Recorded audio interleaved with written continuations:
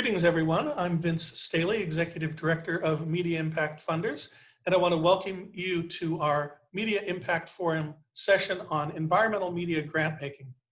We're just past the halfway point in our newly reconfigured remote forum, and while we're sorry that we can't be with you in person as we normally would be, we very much appreciate your continued attention as we explore important topics in media and journalism focused on climate and the environment.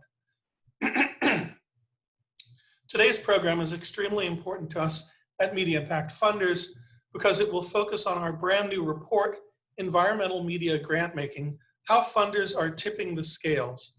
It's important because it helps to give us a baseline understanding of just how much media grant making is happening in this critical area of environmental journalism, filmmaking, and other activities. We're heartened to see that this is one of the most active areas of media philanthropy. At the same time, given what we know about the imminent threat of a climate disaster looming just over the horizon, there certainly could be much, much more. As always in these programs, we'll conduct expert conversations over the next hour, and then we'll open it up to all of you listening in to invite your questions and comments. And today we would really encourage any of you to share your own work and grants and perspectives as well as your questions. And you can let us know if you have a comment or question at any time by hitting the Q&A button at the bottom of your screen, and we'll come back to you in our discussion period. Now, with our cast of thousands, I'm not going to introduce them all, and you can really learn more about all of them in the full program online anyway, so we don't waste too much time exchanging honorifics in this discussion. But I do want to just say a brief word or two of introduction for our first session. The report is authored by Sarah Armour-Jones, who has recently joined the Melville Trust as Communications Director. Congratulations, Sarah. And she's worked with MIF for many years, and we greatly value all of her contributions over the years. But our next segment will be moderated by Nina Sachdev, Communications Director of Media Impact Funders. And she's responsible for editing and overseeing all of our reports and other communications. So if, like me, you find that the newsletters and social media accounts that you see from Media Impact Funders carry a smart, funny, and engaging tone, that's not me, that's Nina. And so thanks, Nina, for always bringing a bright and professional style to everything we do. Thank you, Vince. Hi, everyone, and welcome. I just want to add that we did not get this report professionally printed. It seemed appropriate given the topic. So earlier this week, during our Tuesday session, we heard about a few really top-notch environmental journalism projects from outlets like The Guardian, which has been a leader in climate coverage for some time. Today, we're going to focus on leaders from the funding side so that you come away with a better understanding of what your peers are doing in the field. So first, we'll share some of our top-level findings from the report, including who the big players are and some of the trends we're seeing. We'll also share some examples of innovative grant making and high-impact media projects. And one thing I'll add is that when I say leaders, I don't necessarily mean the largest foundations. We'll hear more about this from Sarah in a minute, but smaller funders are playing an incredibly important role in this space. Then in the second and third segments of our conversation, we'll hear from a few funders and media makers who contributed essays to the report and offer a variety of perspectives on what's happening in the field. And I think that the addition of these insights helped bring some of this grants data to life. And speaking of data, MIF has been tracking data in the fields of media and philanthropy since 2013, thanks to our Media Grants Data Map, which we developed in partnership with Candid. A couple years later, in 2016, we released a report showing the field's rapid growth in the US, and I think we found that it was much bigger than we anticipated. Having looked at national funding trends, we followed up with a thorough analysis of the international media funding picture. And since that time, we realized that there was a need to more deeply understand trends and questions around a variety of issues that are central to the work of our members and supporters, many of you who are on this call today. So knowing that, we've published reports in the past on trends in audio and radio funding, journalism funding, and a funder's guide to assessing media impact. And you can find all of these reports on our website at mediaimpactfunders.org. None of this would have been possible without the work of Sarah Armour-Jones, a longtime MIF research consultant, former communications director of MIF. And she has spent the better part of 4 years poring over and making sense of this media grants data. So as the author of this new report and many other MIF research projects, Sarah has a very deep understanding of the bigger funding picture. So Sarah, thank you so much for joining us. I want to stop short of telling everyone that this is the first report of its kind to focus specifically on environmental media grants, but it's certainly a comprehensive look at what's been happening over the last decade. So please tell us about the world of environmental media grant making.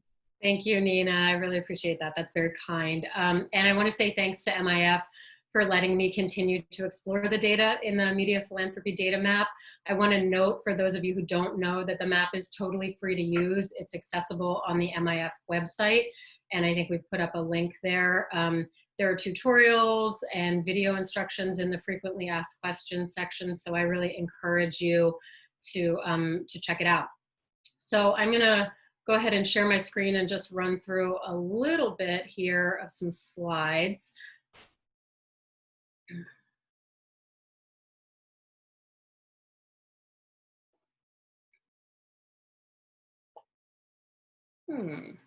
That's not what we're supposed to be showing.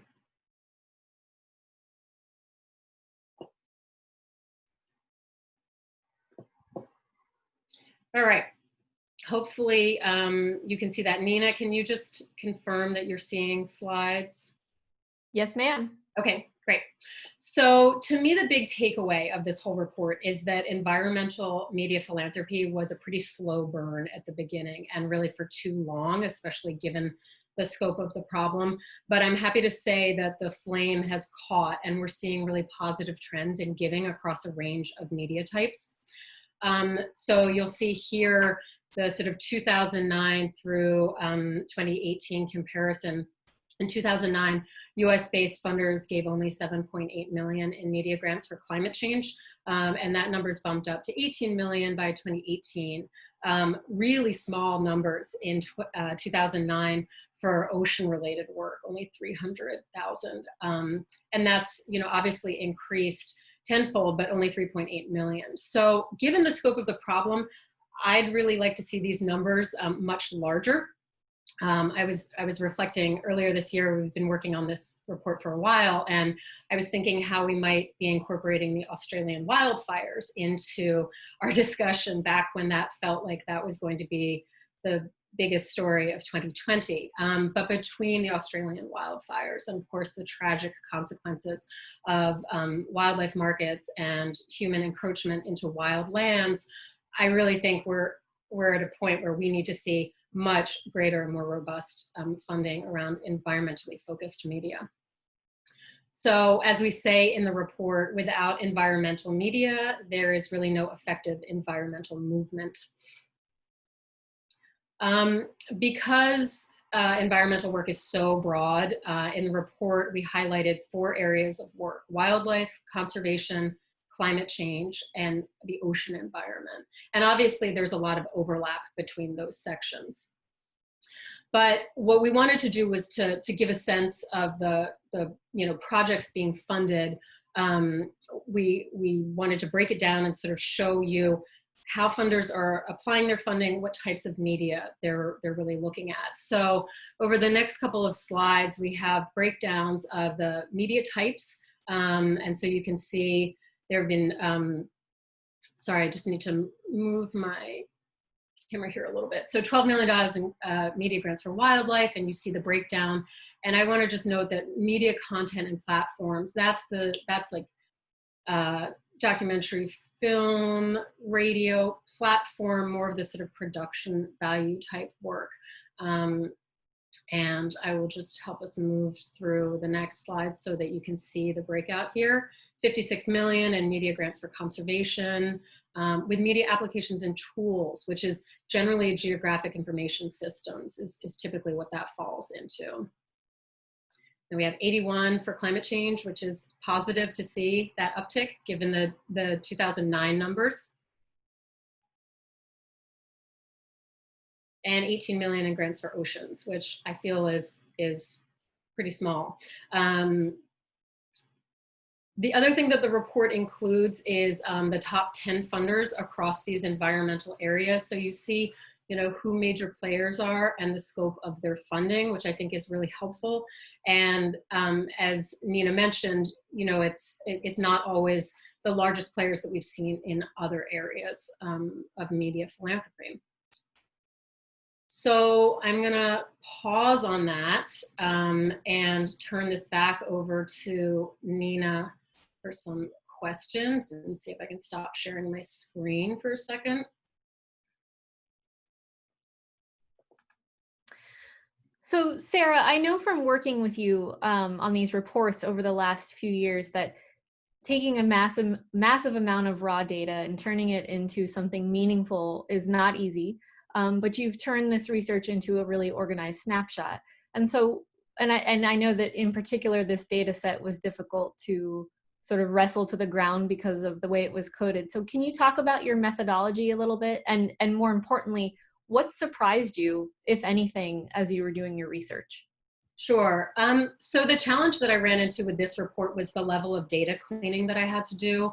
In previous research, the search features, and if you check out the map, there's keyword searching, there are a whole host of ways to search.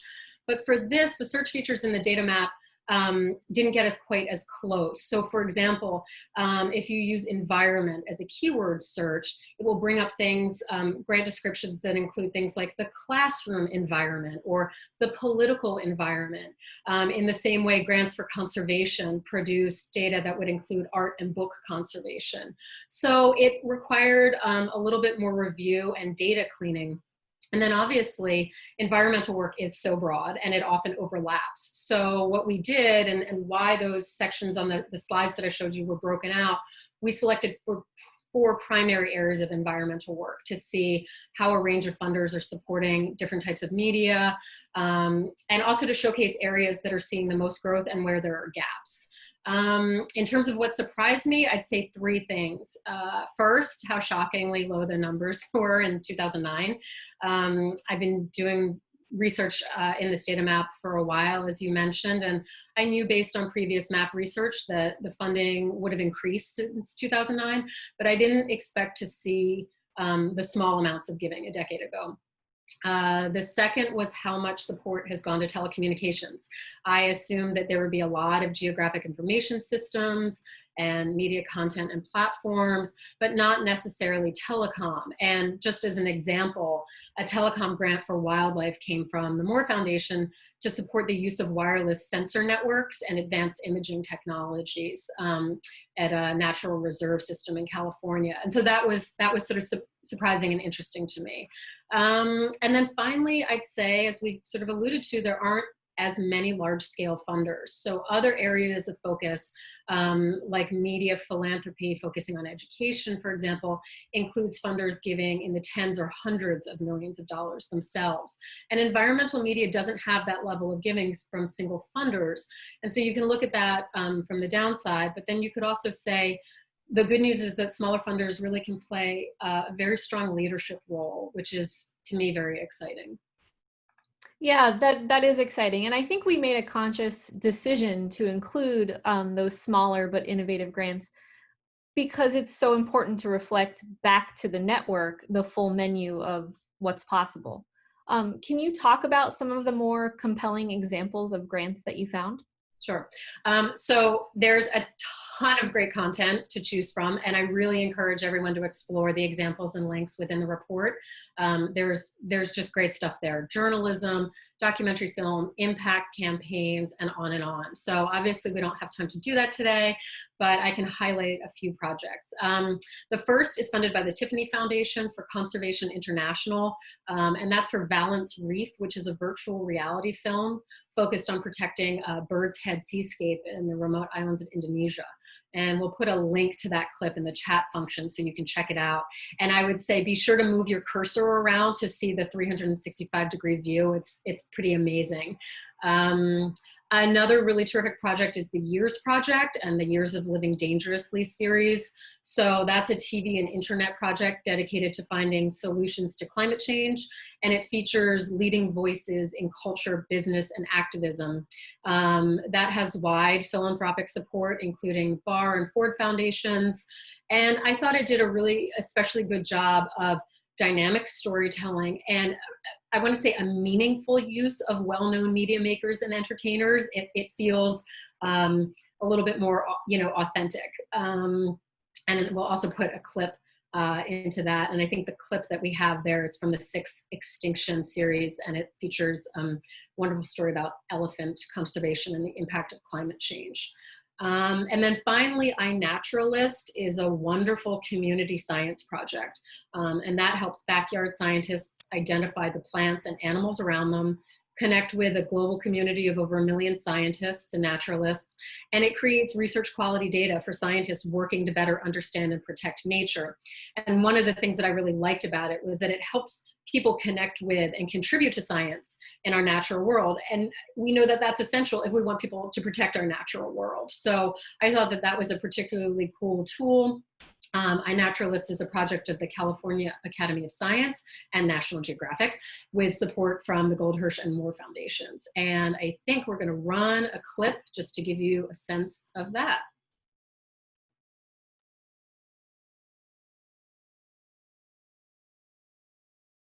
iNaturalist is a social network where anyone can record and share their photographs of living things. When you share a photograph on iNaturalist, it becomes more than just a picture. It becomes an observation. It's a record of an organism in a place at a time. Each observation is shared with a global community of naturalists, where it can be identified, discussed, and used to give us a greater understanding of life on Earth. Wherever you are, biodiversity is there too. Get out and observe it. That's great. I have a 7-year-old who's being a backyard scientist right now. So I'm gonna need to show her this resource. Very quickly, Sarah, my last question before we hand it back to Vince. We've been compiling this data for a long time. We've been presenting it to funders for a long time. What do you want funders and media makers to do with this data? What can they do with the data? Sure. So the biggest takeaway for me is that there's a real need around environmental media funding, and the report and the data map really highlight the gaps that need to be filled. And so we often hear in philanthropy, what's the data, where are the gaps that we can fill? And because smaller funders can play a really outsized leadership role here, I think looking at the gaps, where are there areas that are not being funded? How can I, build on the work of other funders who are doing work in a different area, learn from them and apply it, locally or at a state-based level.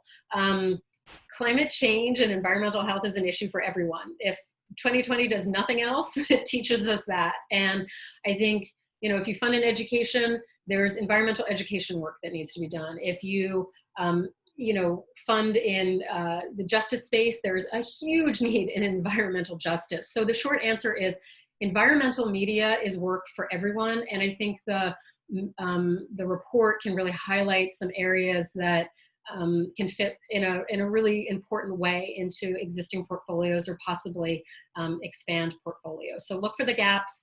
And if you have any questions later, I'm happy to answer them. I'm also happy to receive emails, questions specifically about the data. If I can help you, anybody on the call, sort it out, I'm happy to serve that role. Great, thanks, Sarah. Thank you for sharing your data expertise as always. I think I'm gonna pass the mic back to Vince to tell us what's next. Thank you, Nina and Sarah. I think you really brought the report alive for us.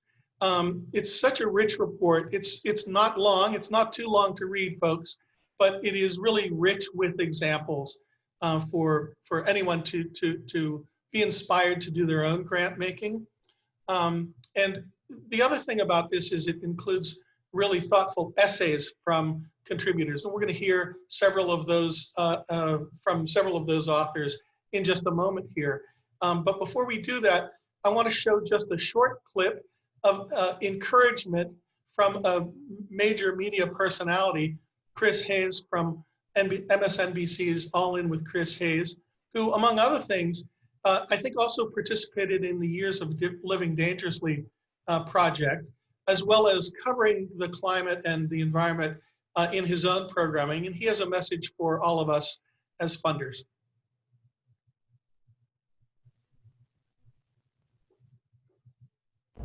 Hey there, it's Chris Hayes of All In MSNBC. You can tell I'm in my casual wear right now. I got the year of my birth on my hat. I wanted to just check in to say that I think it's becoming clearer and clearer by the day amidst this pandemic and with consolidation of social media that the current market-based journalism incentives and solutions are coming up short. There's some places that are really thriving, but on the whole, I don't think the current market structure produces the kind of journalism we need. And I think that's why it's incredibly, incredibly important for nonprofit funders to come in to do some of the funding of the basic civic infrastructure of our democratic society, including and particularly on things like climate. It's never been clearer at this moment. I think I think as far a dollar can go has never been further, if that makes sense. I think there's just tremendous opportunities all around right now, and I hope you'll consider it. All right. Well, thank you, Chris, for giving us that message. And now we're going to turn to a discussion of some of these essays. And for that, we're going to ask Christy George, who's currently Senior Advisor to New Media Ventures, where she was until just very recently president of the organization and is also a board member of Media Impact Funders. So thank you, Christy, for once again bringing your thoughtful approach to moderating our conversations. Yeah, thanks so much, Vince. Hi, everyone. I'm delighted and honored to be here, and particularly honored to be joined by Diane Ives of the Candida Fund, Andrew Simon from GRIST, and Angie Chen of the Libra Foundation. And yeah, I see everyone off video. Great. Thanks so much, everyone. One of the pleasures of this conversation is that the three of you have been working in community with each other for so long, and that to me is a benefit to the audience to really learn from you and replicate and iterate models that you all have worked on and have collaborated on. So what we're going to do to start is I'll have each of you, starting with Diane, then Andrew, then Angie, introduce yourself and maybe say a little bit more about how you are showing up in this moment, given everything that is happening in the world.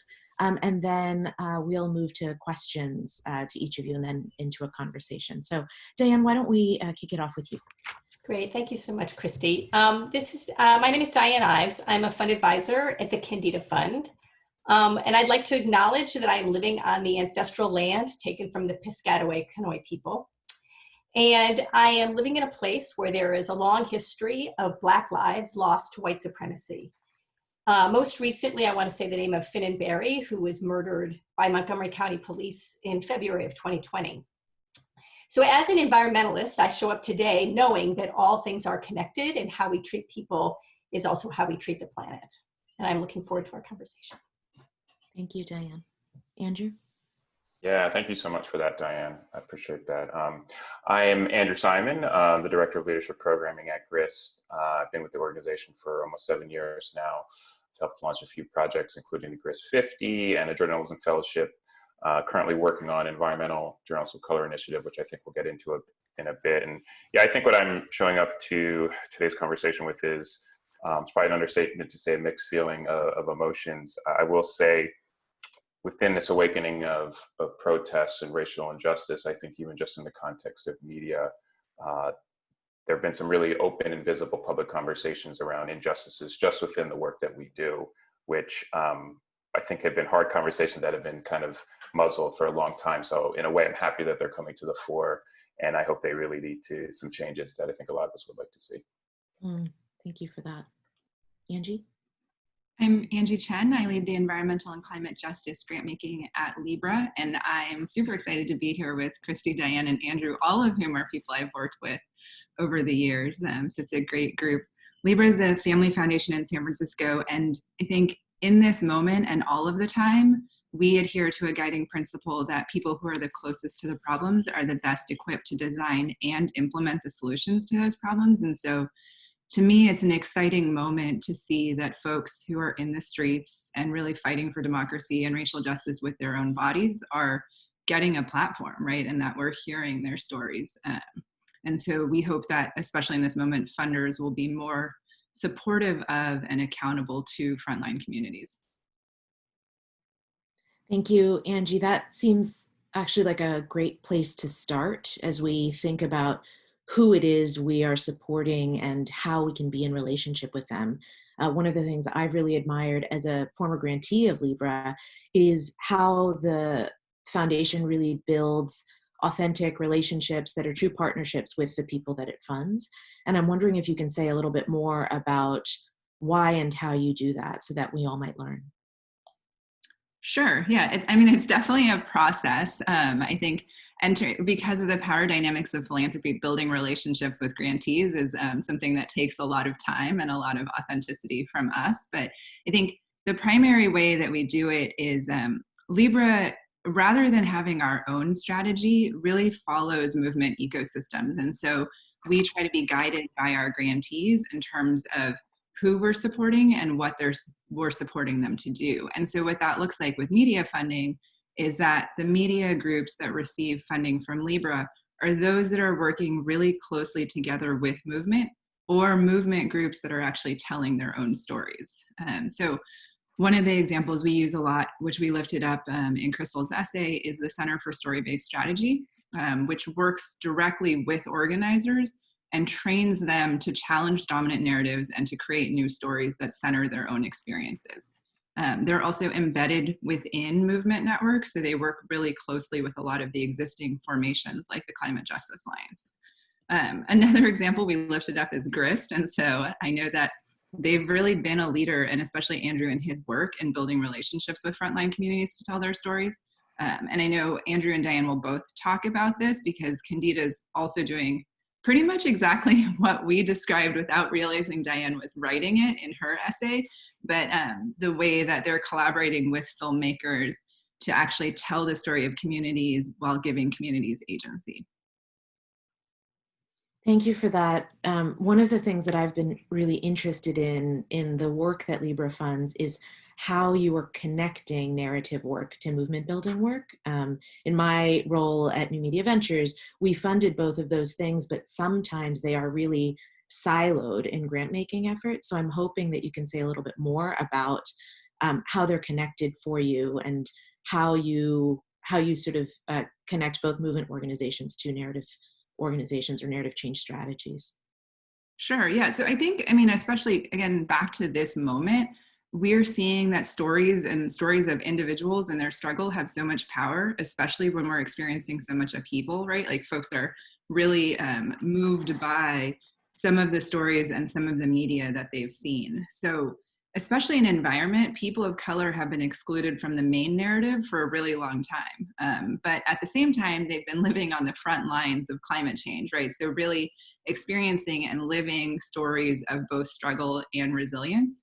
And so some of the groups that we work with that are really movement groups like the Indigenous Environmental Network are also doing explicit work to create new narrators for the movement.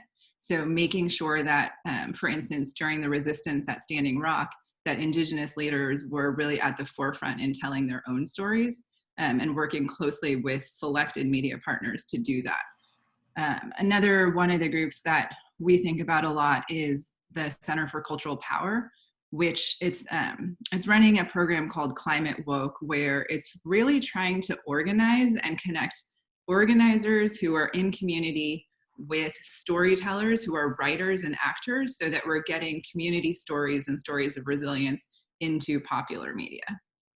And I think the stories of resilience piece is really key for the climate justice movement because I think as Grist says all the time and is mentioned in Andrew's interview, climate stories that are dominant are usually doom and gloom, right? But environmental and climate justice stories are resilience, they're hope and success, and they tell us about like little people and little communities coming together and winning cleaner air and water and healthier communities. And so I think there's a natural connection. We just need to lift it up more.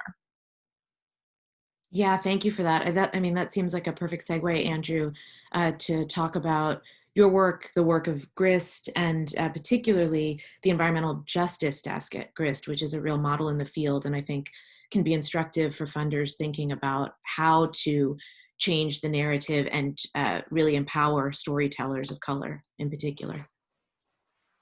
Yeah, you bet. And, Angie, it's such a really good point about, where you talked about the exclusion of marginalized communities and people of color historically when it comes to these stories around the environment. I think what we do at GRIST, we try to address that in one of a couple ways. One is through really, through the stories we put out into the world, emphasizing the fact that we tell more of these stories of these communities and the leaders driving these solutions through the Environmental Justice Desk that you mentioned, Christy. And then also, this is more emerging work for us, but how do we also support the storytellers who are telling these stories themselves, the journalists, and how do we create more opportunities for these storytellers? So on the first point, Christy, you mentioned the Environmental Justice Desk. So, this is some work that GRIST started, I think, back in 2014.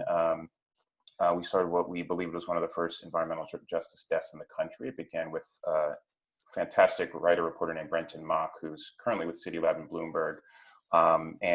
Brenton really just took on this environmental justice beat. And, I've been reflecting on his work.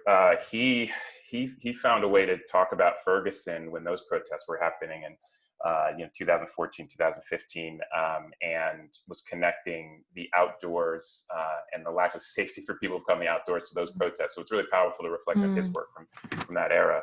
But then spinning it forward, this Environmental Justice Desk has really grown over time. We have 5 full-time staff people dedicated to this desk. That includes some seasoned writers who do investigative work, including senior staff writer Vet Cabrera, staff writer Navina Sadasivam. We have an environmental justice fellow. Again, this is an opportunity geared more towards really career journalists. So, in the current moment, that team has been doing some of the work you're seeing on the site right now that has been connecting not just coronavirus to environmental health and some of these environmental justice issues in marginalized communities, but even in this current moment of protest. Yvette Cabrera, she just recently wrote a story that really eloquently, I think, connects the dots between the LA riots of the early 90s, what communities are speaking out against now in terms of racial injustice, and how the people who are speaking out are coming from these communities who are at risk to the environment, right? I mean, police brutality may be the signal cry now, but a lot of these folks are dealing with multiple fronts right now, multiple problems with pollution and climate change being among them.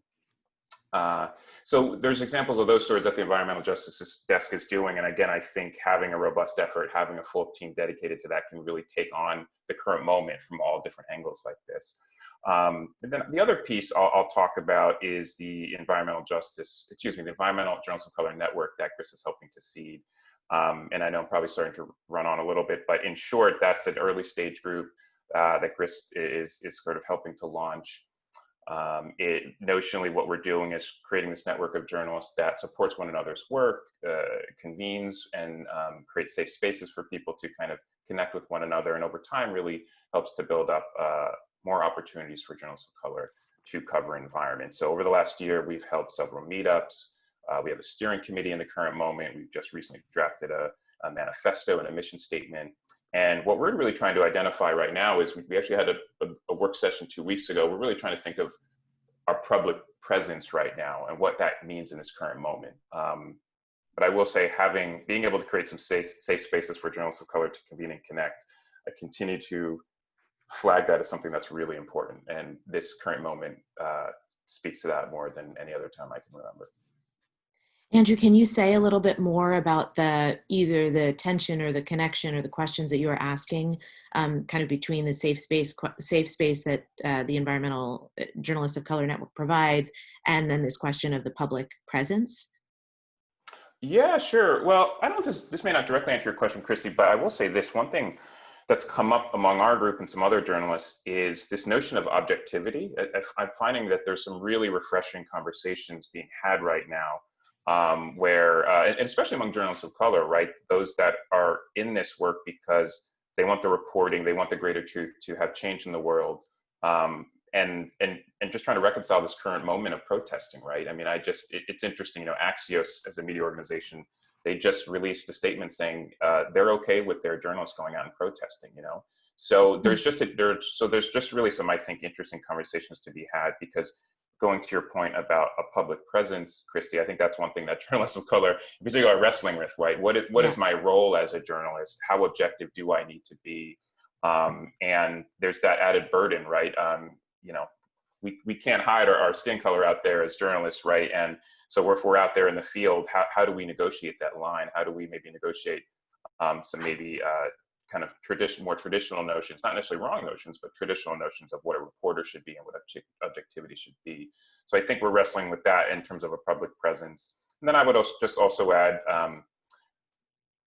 the current media landscape has been tough with the economy, right? There have been so many media layoffs happening, and yet I imagine most people on this call would agree that the demand and the hunger for the journalism that this group is doing has never been higher, right? So how do we reconcile that moment as well, right? How do we somehow through all this create as many opportunities as we can for journalists of color to continue tackling these issues in what's, a tough economic environment? I'd love to come back to those questions of objectivity in the discussion. One quick follow-up as it relates to what funders can do was there something in particular that allowed the environmental justice desk to grow from that kind of like one reporter to kind of what it is now? Is it about money or buy-in from the top or audience reader demand or all of it or something else? Those are great questions, Christy. I think it's a few things. One, it's definitely a point of resources. I mean, I think Grist had the foresight to just even say that we needed to have an environmental justice writer just to begin with, because the times called for it. It was long overdue. I think once Brenton got his work going, again, 2014, 2015, we really did see an audience gravitating towards that. And then I think over time, what we were able to do is by covering these communities that, as you've talked about, Angie, as well, these communities that are not only just on the front lines of the problems, but driving solutions. I think from a funder perspective, I think there was a lot of excitement. I think we were sort of, in essence, or Brenton in particular was almost doing these case studies of, again, these frontline communities that, again, not only were emblematic of marginalized communities at the front lines of the problem, but again, the leaders who are driving the change. So I think that really sparked a lot of interest among funders to help put more resources into building up this environmental justice desk, because what we've done over time is, I would say the strength in numbers there by, again, having 5 people on that desk is, we're able to have some representation diversity just within those reporters and perspectives, right? So I think that's really valuable too, is, anyone who's following journalists probably on social media right now is probably aware of a lot of people talking about tokenizing right now, or maybe being a one of one in their newsroom, right? And being isolated. So I think there's a real strength in having, multiple perspective, multiple journalists to cover these issues. So it isn't so tokenizing, it isn't so singular and isolating. So that's been a huge, I think, win for Grist, is that, by having this robust team, it's not only just the volume of stories we can put out and the variety of stories, but also the diversity of storytellers. Thank you for that.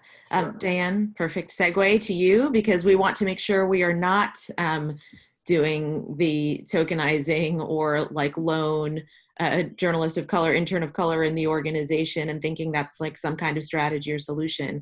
Can you talk about what funders can actually do to help organizations in this moment? I'd be happy to, and it's great hearing Angie and Andrew's kind of presentations and conversation to kind of begin to kind of pivot and focus on what funders can do.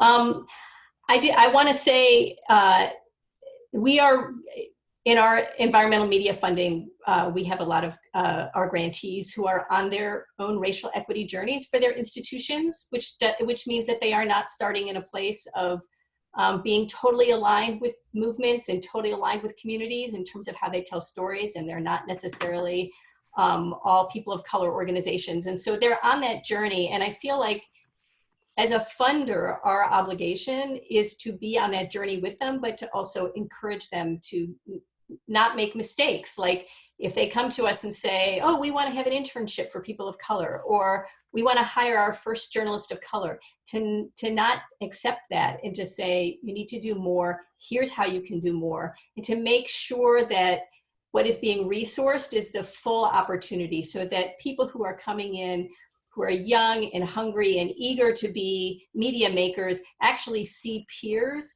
and mentors within the organization of how they can grow and become better able to tell these kinds of stories. So I just want to emphasize that the kind of the work that GRIST has done to build out its environmental justice desk has been a really important example of that. They're not the only organization that's done it, but I feel like part of the opportunity came about because funders were resourcing it and asking questions as well. So that's one thing. I think the other piece is there is the kind of the racial equity journey that the institution goes on, but there is also kind of this surround of how institutions live in a structural environment around racial equity. And I just want to kind of give one example of the work that Sundance has done, Sundance Institute has done around their festival. A couple of years ago, some funders came to them and explored with them the opportunity to support expanding the credentialing of critics who are coming to the festival, to include critics of color. And it cost a little bit of money, it cost a little bit of outreach and a little bit of tweaking to the institutional structure, but what it did to the ecosystem was pretty phenomenal, because it gave filmmakers of color much greater visibility and leverage coming out of the festival for their own distribution platforms. So just these even little things that we can do to help build the ecosystem as well as the institutions is really important. That's such a good example of how a small point of leverage can have such an outsized effect and kind of have downstream effects on even the audience learning about films that they might not otherwise learned of because these journalists are covering them. And it's just so much richer.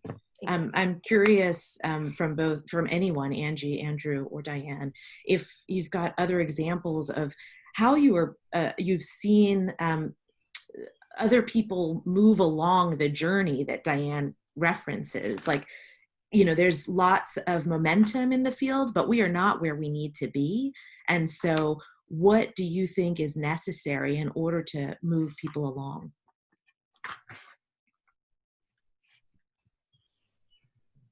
Does anyone else want to jump in, or is it, are you guys giving it to me? Go ahead. I would say what is needed is, I think when we were having our prep conversation, we talked about the moment we're in, and this is the moment we're in, but really this is an ongoing commitment as funders. And I think that that is the most important thing, is that we can take advantage of these moments for true transformation, but luck comes to those who are prepared. And the moment that we're in is in part possible because of all the work that has been done before. And so I think kind of rooting and committing ourselves as funders to this work for the long term is probably the most important thing. We are at time. We have so little time to talk to these amazing people. So I would really encourage everyone to ask some questions. We've got a Q&A so we can hear a little bit more from Angie, Diane, and Andrew. Yeah, thank you, Christy. And for sure, this conversation can continue. Thanks, that was really rich for all three of those perspectives. And thank you, Christy, for moderating expertly as we have come to expect. And I'll just build on a couple of points that I heard there, which is, you know, we also heard in our first program discussion in the first installment of the forum, Amy Goodman interviewed Ayanna Elizabeth Johnson, who's a great marine biologist, but also an activist. And they talked a lot about the connection between racial justice and environmental justice. And in particular, Ayanna is leading a very important new anthology project, which is called All We Can Save, Truth, Courage, and Solutions for the Climate Crisis. And she's going to be hearing from 40 different women scientists and activists and lawyers in that project. So that one project alone has the opportunity to raise up many more voices. And so people can certainly explore ways of supporting that work. I think certainly there are other connections we can make as well to other programming that we've already heard. But Nina is now going to turn to the next conversation set. And again, we have a short amount of time, even shorter now, but it all carries over into the final half hour that we have together. And so we want to bring questions and comments from all of our participants into that as well, and continue the dialogue with all of the participants who are able to stick with us as well. So take it away, Nina. Thanks, Vince. So our next lineup of speakers, they also contributed essays to the report, and their insights reflect local, regional, and international perspectives. So we have Joya Banerjee, Program Director for the SD Bechtel Foundation. We have Megan Kalkari-Campbell, Program Officer with the Marine Conservation Initiative at the Gordon and Betty Moore Foundation. And we have Devin Terrell, Journalism and Media Program Officer at the Stanley Center for Peace and Security. So thank you, all three of you, for being here and for your contributions to the report. Joya, I would like to start with you. So as part of its spend down plan, the SD Bechtel Foundation launched a 10-year grant-making program focused on California water management. And you wrote in your essay that when it comes to water, California is data-rich, but information poor. So can you tell us what that means? And then also, how is the foundation using media in each of the strategies that you wrote about? You said that there's like 3 buckets: converting data to information, information to knowledge, and knowledge into action. Great, thank you, Nina, and good morning, everyone. You can tell I'm on the West Coast here, so it's still morning. It's a real pleasure to be with you all, especially because, quite frankly, when I was invited to contribute to the essay and to be part of this, I didn't consider myself, our work, media work. But in listening to the conversations and understanding more about this group, I think it absolutely is. So it's exciting to be in this community. Nina, as you said, we've spent a large amount of our grant making focused on California water. And sort of as context for those who may not be as deeply familiar with some of the issues, our water system out here and frankly across the nation is under significant stress. We face declining water quality, water scarcity, increased flood risk. We have declining ecosystems, and all of this can be wrapped up in sort of wildfires, health, land use. So it's a really important issue for the state, but I think it is also an issue that is characterized by its complexity and the conflict that is often associated with California water, and also myths. So the complexity leads to misinformation and a lot of misunderstanding about the way that water works in the state and who it benefits and who it does not. So when we set out, as you mentioned, 10 years ago, the foundation decided to spend down, and we launched a 10-year grant-making program. And we really wanted to honor the fact that water is a system and not to try to pick it apart and sort of just work on conservation or just think about quality, and actually think about the entirety of the system. And so what we did is actually take some really deliberate steps to say, how do you make information and solutions to our water challenges more accessible? And we thought of that in 3 prongs, as you mentioned: data to information, information to knowledge, and knowledge to action. So really creating a pipeline. An example of sort of data to information, California, as you mentioned, is with respect to water, at least, is data rich and information poor. So we actually started to work with the scientific community, which included a range of research institutions, NASA, and technology companies like Google and their product Earth Engine, to really start to fill some key data gaps and information gaps. One of which is sort of a simple question: how much water do we use? Something that you would think, a simple question with a very complicated answer.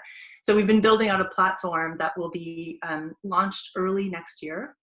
It's in sort of its beta phase right now, that has been working with the agricultural community to really make information about water use much more accessible. and really creating a shared basis for decision making. And so that's a powerful example of sort of working within the scientific community and working with data. But data and information and knowledge, they're necessary conditions, but they're not sufficient. So one of the things that we also recognized when we started out with this grant making program was that leaders have to share a vision and contextualize some of this information so that we're actually moving toward change and towards solutions. We funded a range of projects, and so in the spirit of not trying to pick my favorite child, but I'll name one, which is we did support the launch of something called the Water Hub. So this is a way to think about it is a pro bono PR firm for organizations that are working on water solutions. And the Water Hub is really focused on supporting underrepresented voices in media to ensure that the perspectives, to link back to the conversation earlier, sort of that we're really hearing from the communities that are most directly impacted by these issues. And so the team at the Water Hub really works closely with nonprofits and other partners to really craft narratives and advance strategies across the field. So that's one example. Again, I do feel like I'm picking my favorite child in naming one, but I'll stop there. So Joya, you're at the finish line of the 10-year spend down. So can you, and I know that you're unable to stay for a Q&A portion, so I want to ask you kind of like a twofold follow-up question. So you're at the end of the spend down. So what are the top lessons that you've learned and recommendations for future work? And then on top of that, COVID has brought renewed attention to access to clean water, and so I'm wondering if you have anything to tell funders in this space specifically about what COVID has revealed. Yeah, sure. Well, I think one of our lessons learned, and it's not unique to media and but I think it is especially important for media funding, is sort of investing in multi-year flexible capacity well before the crisis. So with water, with so many of the issues that we work on, we know that change will be punctuated by crisis moments, right? Those are moments, also moments of opportunity and responsibility to change. So what has been really important for us is that really stepping back and saying, rather than sort of funding specific outcomes and focusing on really sort of just the program work or just is to actually think about how do we set up these initiatives and these projects and these organizations to have sufficient flexibility and sort of the depth in their work to be able to sufficiently respond to the moments of crisis, so that when they hit, we're not just studying the problem, but we're actually lifting up solutions. And I think that does require an investment. An example of where that was really true for us was with the California drought. And frankly, we could have done more. I don't mean to suggest that we got it right, but we had been investing a lot in how we think about our sort of underwater reserves and our groundwater, which is critically important for California. And change on that issue, we needed that infrastructure and that capacity well before, and we didn't know when the drought would hit, but that early capacity was critical. Your question on COVID is a great one. Thank you for raising it. I think similarly, we're in a moment of crisis, and that is both represents opportunity and responsibility to do something differently. And I think we're seeing unprecedented attention on the importance of safe and affordable drinking water across this country, and what that means for frontline communities in particular. An example, sort of this thinks back, because we were able to provide early capacity for the Water Hub that I mentioned, a lot of that early work was really focused on building relationships. It's sort of that quiet phase. So frankly, for the first year, if we had expected, massive amounts of change, we had to be patient. And so the Water Hub really spent time talking to communities. And because of that, they had built authentic relationships that allow them to really lift up critical voices in this time of attention on the issue. Great, thanks, Joya. And if anyone has any questions for Joya, please let us know. We'll make sure that she gets them. Thank you for coming on, Joya. I know you have to run. So let's move over to Canada. Megan, the Gordon and Betty Moore Foundation is, according to our data, one of the top funders, if not the top funder, in the 4 key environmental areas that we highlighted in our report. And your essay focused specifically on ocean health in Canada. And you wrote about the importance of local trusted storytellers for ocean health, and that a resilient marine ecosystem must encompass more than just the ocean's inhabitants. And you say that what's also equally critical is a civically engaged and diverse group of people. So tell us how Moore is supporting marine health through that lens. Okay, sure. Thanks, Nina. So in the Moore Foundation's Ocean Conservation Initiative, we focus on ocean health. That's our priority. And our funding partnerships really help local communities and governments to focus on solving 2 really critical issues: overfishing and habitat destruction.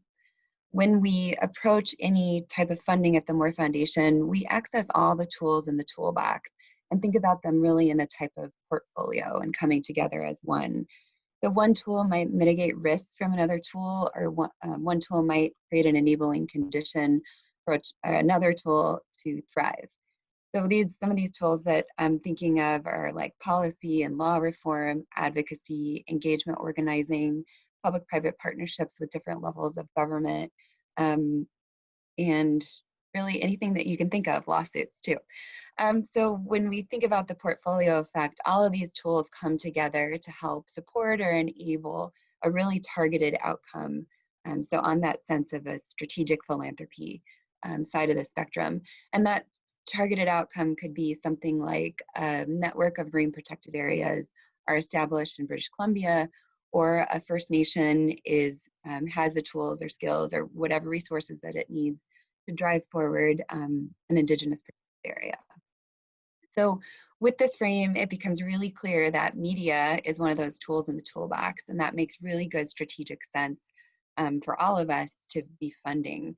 And I think looking at the participant list of folks who are in this webinar and who had RSVP'd, I just want to note that I'm really grateful that there are funders who are here and concerned about the infrastructure of the media and journalism world. Because that's not something, I think, as Joya said, it was like, oh, I'm not really a media funder, but I guess we all are. And just appreciate those who think about the plumbing of the media, so that others like us at the Moore Foundation can also help our partners be successful. One grant I want to share with you that has been really high impact is around the grantee organization called Greenfire Productions. So they work with local communities who've identified a strategic issue that really needs some elevated storytelling. The filmmakers then spend time in community helping folks map out goals, map out the narratives that are solutions oriented to get to those goals. And in doing so, they center those local storytellers, which the panel before really has been talking about and provided so many rich examples around. And these stories really matter and these voices matter. And I think what we've seen is they help correct the inaccurate and residual narratives that conservation and stewardship are only for white people or wealthy people, or parks and protected areas are about exclusionary or just being exclusionary in their own nature. Greenfire, the other thing that they do in the process is help identify target audiences for the film. So these aren't films that are necessarily going to be seen on the big screen or, be blockbusters. That's not the intention, to have kind of mass general public interaction or engagement. So the target audience might be somebody like a cabinet decision maker or an industry actor. And so the film screening opportunities then become really targeted to get those individual decision makers into the room and maybe even get them on a panel of speakers after the film is shown. the films have been cited when certain initiatives are crossing the finish line as something that's really contributed towards that last push. Great, thanks, Megan. And before I ask you a follow-up, we're going to go past our 2 p.m. Segment because I know we still have to get to Devin. But really quickly, Megan, speaking of tools in the toolbox, you mentioned the importance of impact evaluation, and impact is a huge area of work for us. And so, what insights can you give to other funders on this call on measuring and assessing it? Yeah, absolutely. So I ask a few questions of our grant partners. The first is, what are folks already measuring? How are they assessing their work? And let's find ways to use those in our own metrics, because more measurement, as we all know, is not necessarily better. And people are busy and have things to do. The second question I ask is, what time frame are we looking at? And as Joya mentioned about how Bechtel works, I'm grateful that the Moore Foundation is also able to give multi-year grants, because this gives grant partners space to experiment and learn and not be judged on a compressed or unrealistic time frame. Because I think we know that short grants can force grantees to track indicators that are more about busyness or busy work and less about impact. And we want to move away from the number of clicks to understanding kind of what the impact of those clicks might be, and that can take some time. The third thing that I ask of partners is, how can we focus more on adaptive management in assessing progress rather than that binary success or failure? I think if we frame measurement up as an either or, that really can introduce unfortunate incentives for partners. Measurement should be like a tool, like a thermometer, where we take kind of temperature along the way and understand, are we headed in a trajectory? And if not, let's adaptively manage. I think a grant for us that really shines here is with the Institute of Journalism and Natural Resources. So the organization ran an institute in coastal British Columbia in 2016. They brought 15 journalists from the United States and Canada up to the region for 2 weeks, spent a lot of time, met with dozens of community members, got to know the place, the people, really nuances of what is happening in this really special region. And it was also a two-way street, because the communities, there was space for the community members to engage about the journalism world, so that we can, get away from this journalism as an extractive exercise and see that there's more to offer in the exchanges. In 2020, we're still actually seeing some stories come out of journalists. So that's 4 years later, that lift up these community voices. The stories are unpacking the complex issues, what folks are fighting for, what the art of the possible might be, and that, I think, as Andrew said, the solutions-oriented journalism in that solution space. So that is one investment that we're seeing has impact 4 years later. And one last thing I'll say is some of the journalists have been able to highlight some of these same storytellers.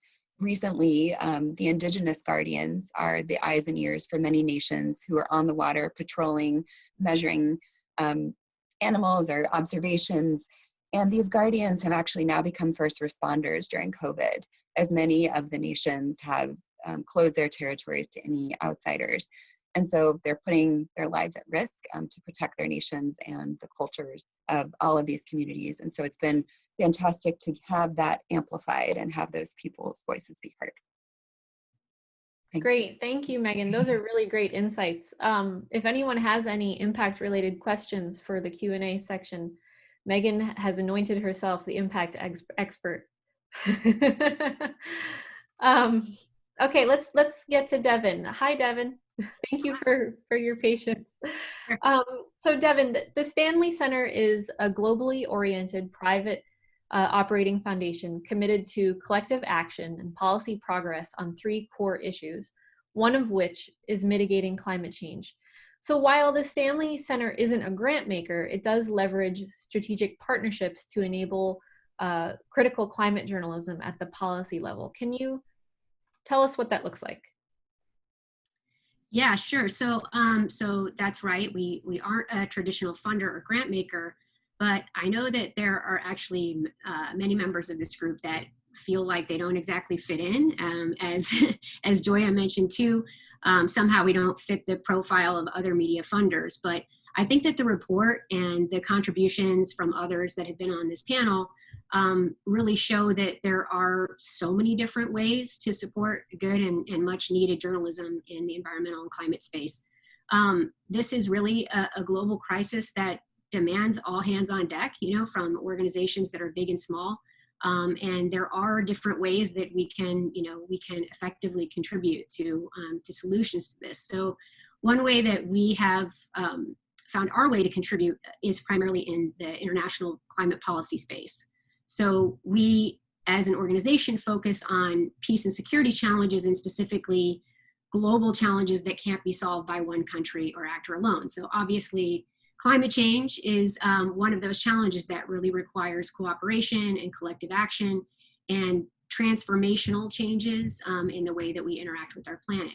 So with our journalism and media work, we collaborate with journalism organizations, networks, and other kinds of partners around the world to create reporting trips and fellowships, journalism training and workshops that are designed specifically for journalists who are covering climate change.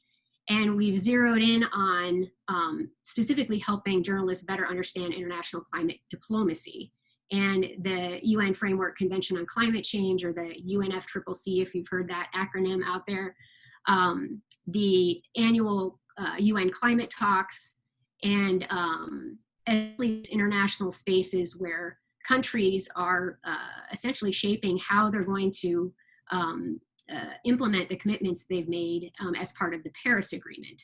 So kind of underpinning this whole approach is a belief from our organization that strong and independent journalism builds better informed societies and stronger accountability. So it's therefore, an essential part of this process. We have to support that in order to really see any changes out there. So what I talked about in the report was our work on collaborative reporting fellowships over the last several years in partnership with different organizations like Earth Journalism Network, which is a project of Internews, that brings journalists from countries around the world to international or UN level climate summits, where the policies from countries are being negotiated.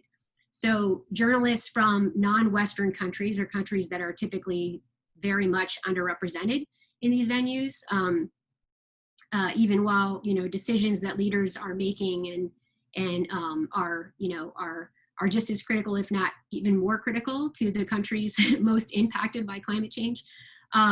So we focus on bringing journalists from those kind of underrepresented countries to those venues, with the idea of basically kind of creating pressure points. So essentially, pressure to drive collective action to decrease the warming of our planet needs to come from every direction. And so our role in this is that we bring journalists into these international venues where these conversations are happening, to create another pressure point, along with all of the other efforts we've seen, in the report. This is one space that maybe doesn't have as much attention.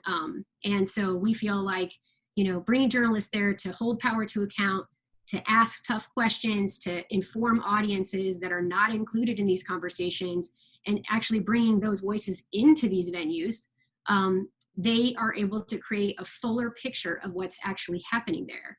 And I just think that, right now there's so much going on outside of these kind of formal international processes. And obviously there's inherent flaws and in the kind of systems we've created for change.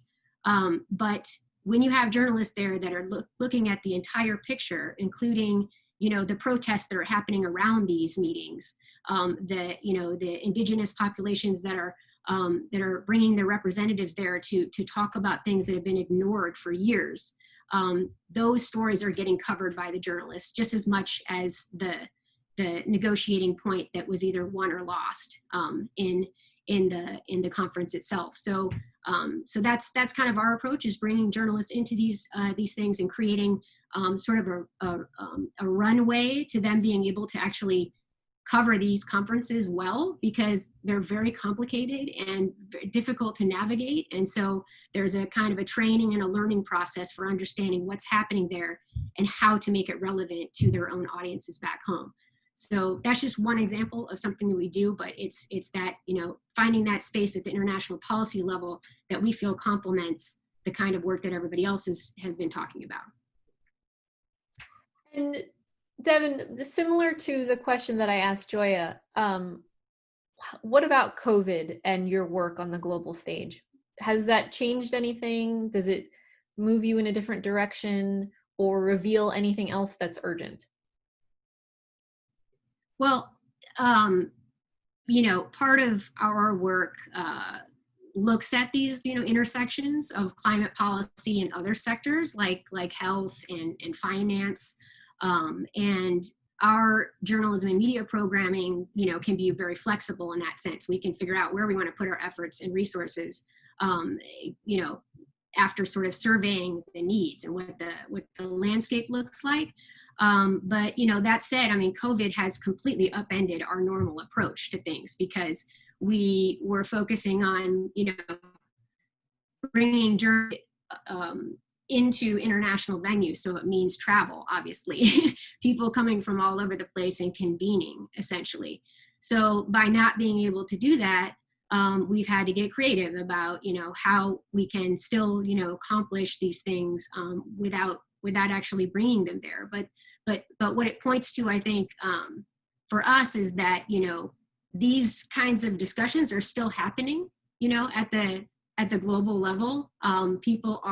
Countries and leaders are talking about these things, but journalists aren't there. They're like physically not there, asking the questions and seeing what's going on behind the scenes. And so that's concerning to us, very much so, because along with journalists not being there, civil society isn't there. The protesters aren't there. You don't have all of these things aren't happening because of the lack of opportunity to convene.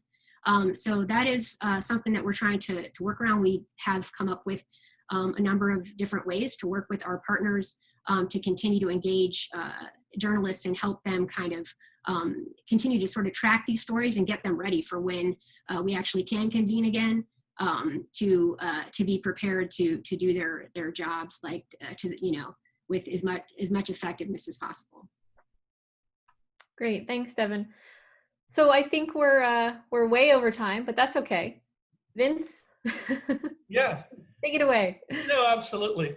We're well within our time. We had an hour and a half, and we broke it into an hour of this and a half hour of that, but that's kind of an artificial barrier, and we're very happy.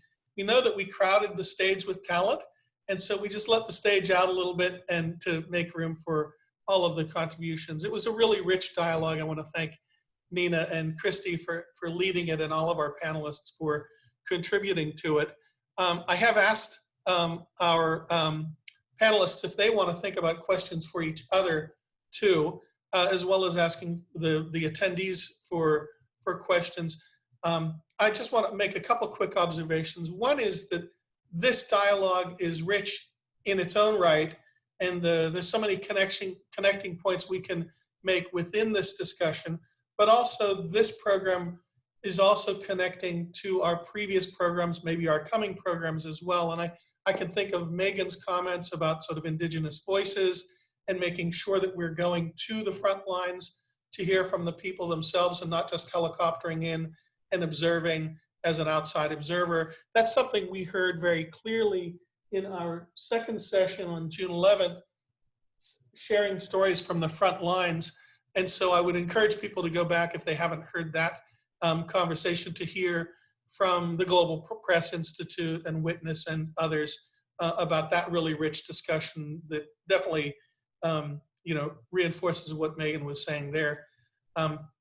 As well, I think we heard an interesting point of view on the first program where Ellen Dorsey, the head of the Wallace Global Fund, made a very strong pitch for increasing the outlays of philanthropy now in a moment of crisis. And people are experiencing the crisis in a lot of different ways. Some people are feeling that 2020 is a crisis just as a calendar year, that COVID brings its own crisis.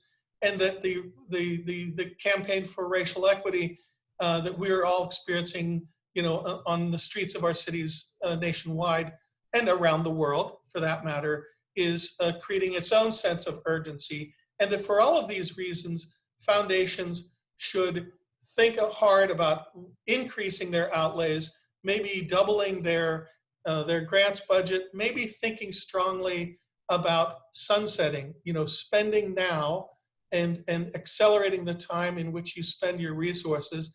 And I know that on two of our presenters were spend down funders. Joy is gone already from Bechtel, but Diane, I wonder if you might reflect on the perspective that Candida brought to being a spend down foundation, and would just like to reflect on that perspective as well. I'd be happy to. I would say we started as a spend down foundation with no clear date of when we were going to spend down, and then we got clarity on it over time.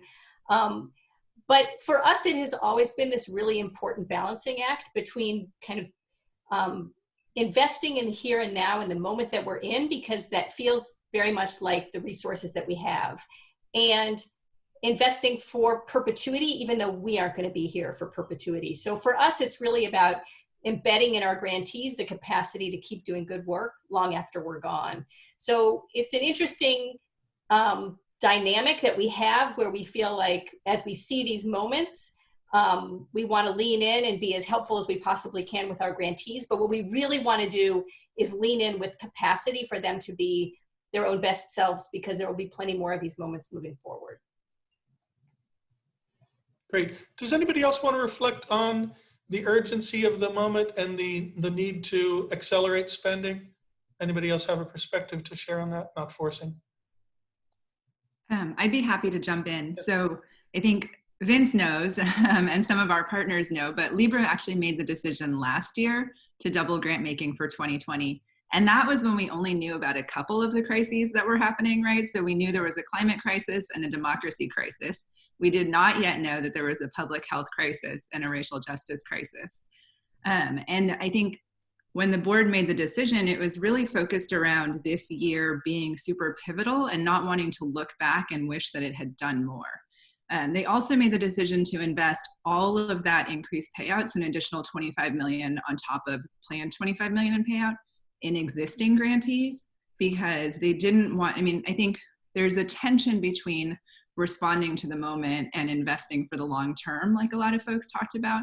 And so I think we just wanted to recognize the fact that the same folks who are fighting against pollution and extraction in their communities are the ones that are registering people to vote. They're the ones that are providing mutual aid, and they're the ones that are now putting their bodies on the line to fight for racial justice. And so recognizing that they were doing a lot more and needed a lot more resources in this year. And I think it's an interesting challenge to philanthropy, because there's the argument for needing resources to be maintained for the long term to invest in the communities that don't often get funding, as well as the challenge to and the call to actually invest more now. But I think for me, at least, over the 15 years that I've worked in this field, I've never been in a moment of so many intersecting crises.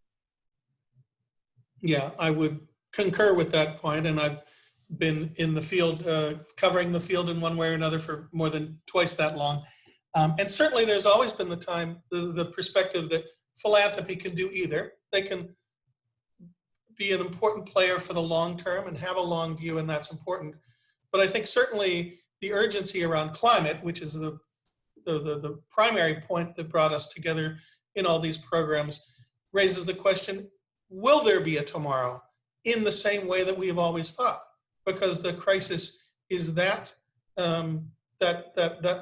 fundamental as to whether life on Earth can continue if we have another 2 degrees of temperature globally. And so that shifts the balance of that question as well. I also just want to reflect on something that we heard from really several of you, and that is the fact that you are supporting this media, but you don't think of yourselves as a media grant maker. It's a common refrain that we hear. We're really the island of misfit grant makers, of nobody feels like they belong in this space because they're fundamentally focused on climate or environment or education or whatever. They do their media grant making as it relates to their program concerns. It's a small portion of all media grant makers who have a dedicated program in media itself, and a much larger group that actually do the media grant making related to their other work too. So everybody should feel comfortable. They're welcome in these conversations, and this is really how we do our work. I have a question from Megan Parker, and I'll voice it for her. Megan is the head of the Society of Environmental Journalists. She says, in the last 3 months, an estimated 36,000 journalists have been laid off, furloughed, or had their pay cut. The beat reporters that we support have been protected from newsroom staff cuts by our grants, but it's not easy for local news outlets to absorb and adapt to nonprofit funding, and that lack of capacity is greatly exacerbated by the economic crisis. What advice would you offer as we seek to scale up this model so that we can place and keep more environmental journalists in local newsrooms? Anybody want to offer their thoughts on that?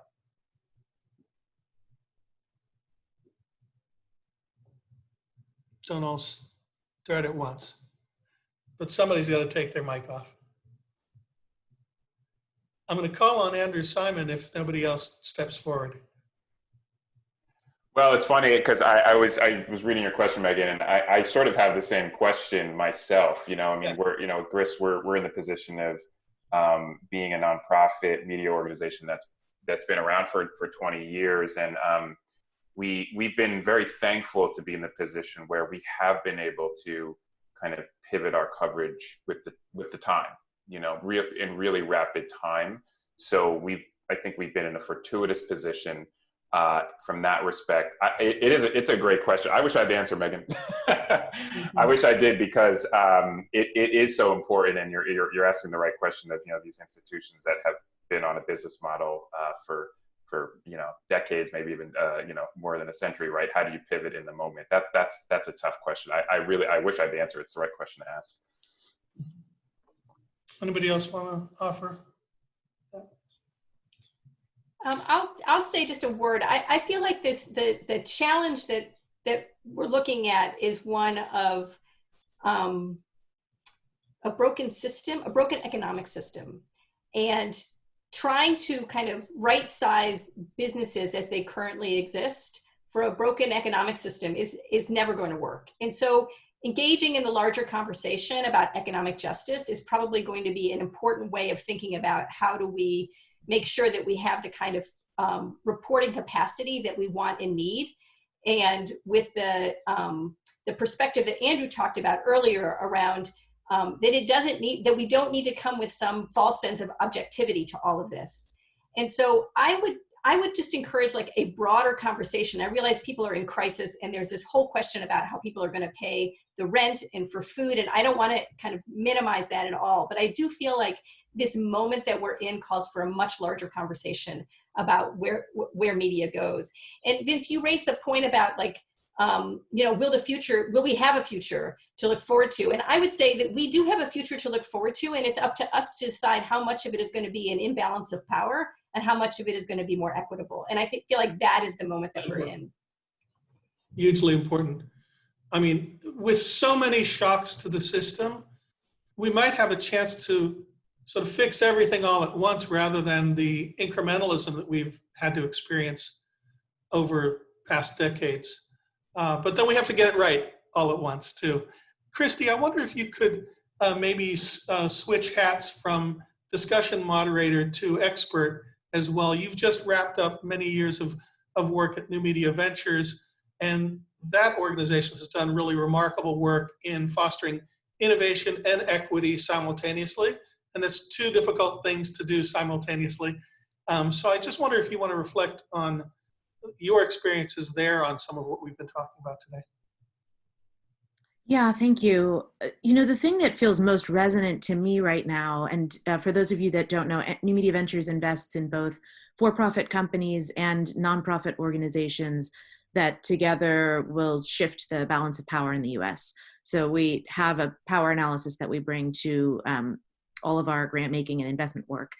And the dimensions that we invest along are narrative change, civic engagement, and movement building. And much to Angie's point earlier about the simultaneous crises that we're facing and the organizations that have been working at those intersections for so long, I have found myself sort of like blown away by how much seems possible in this moment in essentially like 3 months or something. And, you know, many of us have been like years and years working within movements and journalism for social change ends that, you know, obviously my hope would be that we would not have these crises that would create these opportunities.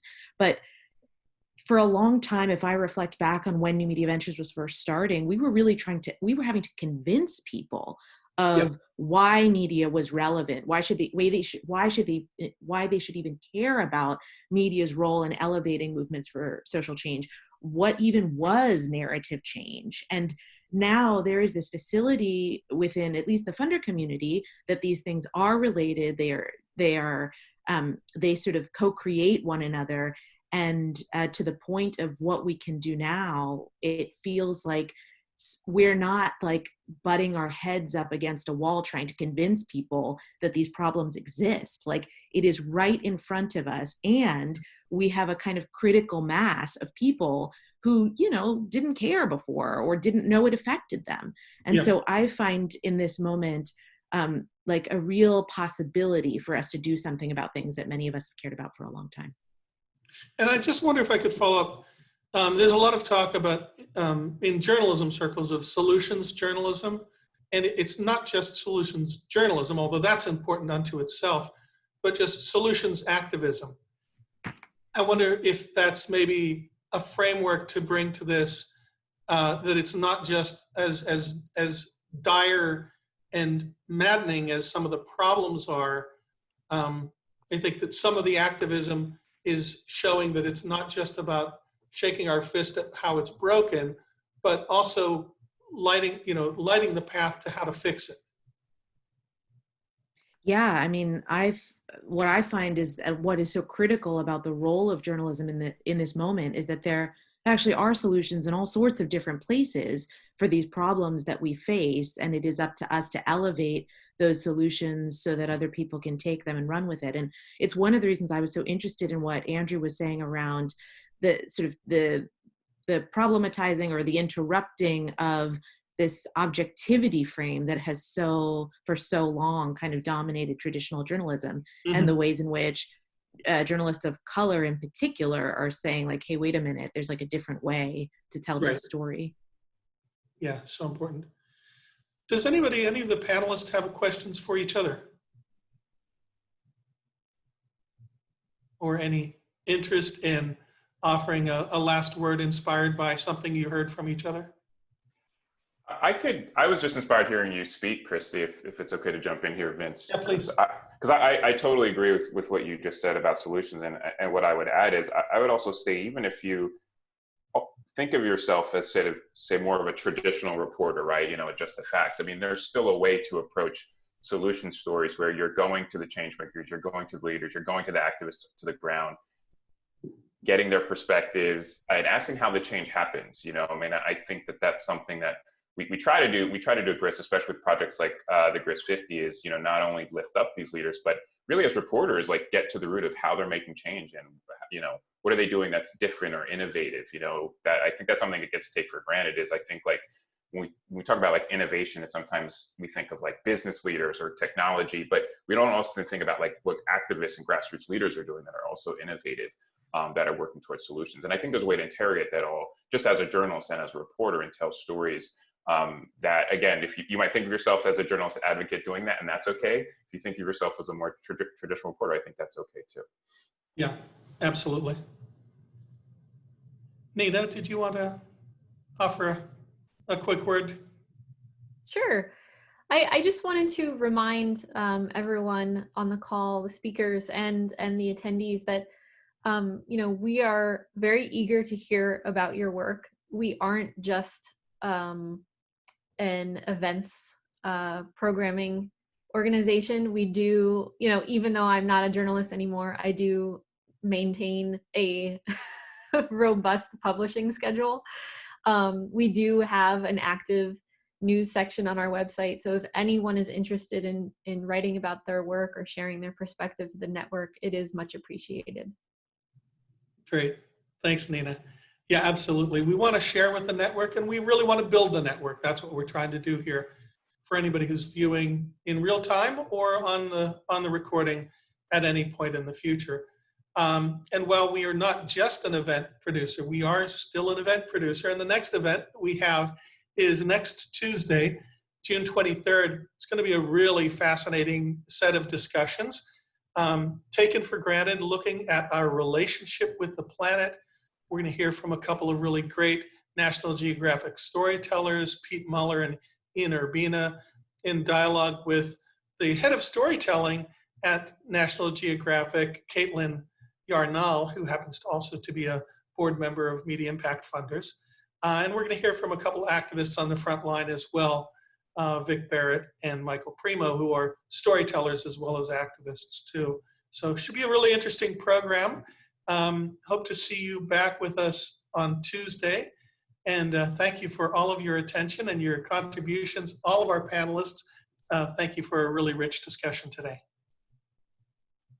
Oh, and stick with the prompts to do a survey at the end. It's a 3-minute survey.